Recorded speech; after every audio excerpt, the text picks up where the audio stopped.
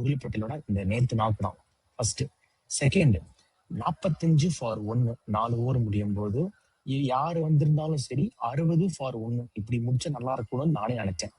ஆனா சிஎஸ்கே முடிச்சது எவ்வளவு தெரியுமா? 97 ஃபார் 1. 6 ஓவர்ல 97. அப்போ நீ வந்து அந்த டிஃபரன்ஸ் எடுத்து பார்த்தீங்கன்னா 84 balls 107 runs. செம ஈஸி. 7.5 run per over. ஈஸியா cake walk chase 9 wickets in hand cake walk சேஸா பண்ணிருக்கலாம். இதுக்கப்புறமும் 7வது ஓவர் வந்தாங்க. 7வது ஓவர்ல முடிக்கும் போது எவ்வளவு தெரியுமா?